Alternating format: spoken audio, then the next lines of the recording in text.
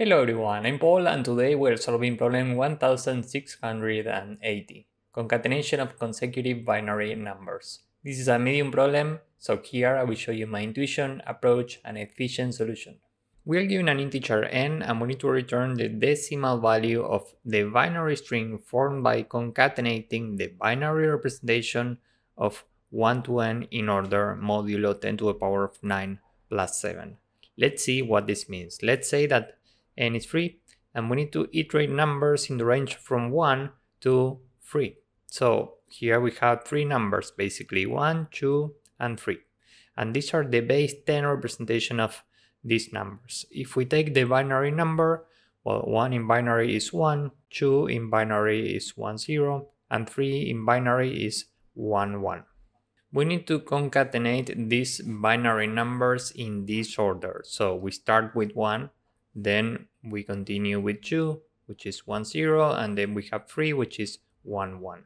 And we need to return the decimal value corresponding to this binary number.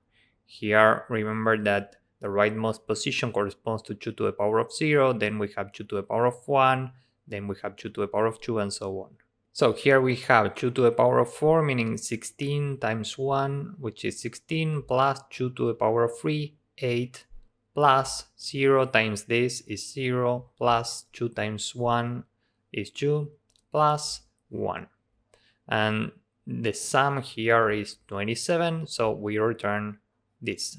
So maybe the hardest part is to understand this description, but the solution is pretty straightforward. We basically need to iterate numbers in the range from 1 to n, and we concatenate every binary representation, and we need to return the decimal value corresponding to this binary number. So we can say that the result is initially 0, and we need to add these binary representations to the result following this same order. This is very important. First we have number 1, then we have 1, 0, then we have 1, 1. So how can we add this to the result following this same order? Well, we know that 0 in binary is 0. So what we can do here to add this bit is we can left shift the result one space. Why? Well, because we only need space for one bit.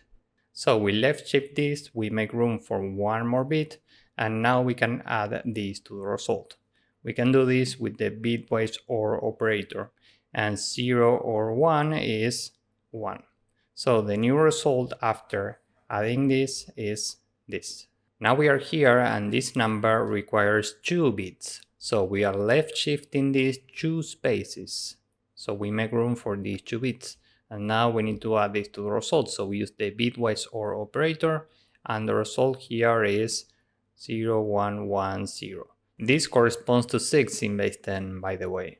Finally, we are with this number and we need to add 2 more bits. So we left shift these 2 spaces and we need to add these 2 bits. So we use the bitwise OR operator and the result here is 0, 1, 1, 0, 1, 1.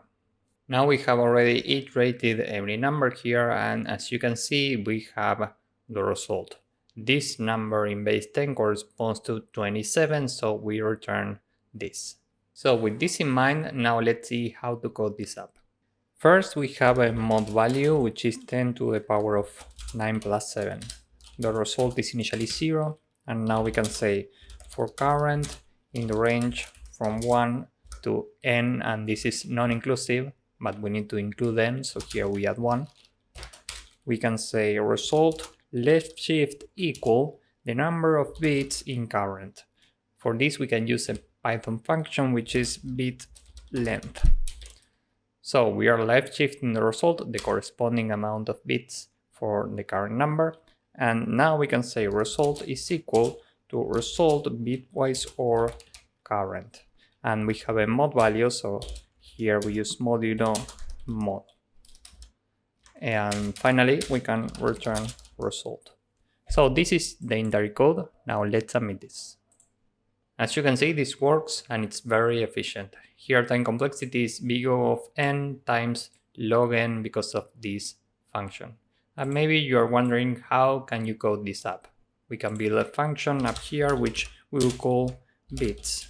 This takes a number, and we can say while we have the number, we right shift the number, meaning we remove the least significant bit every time.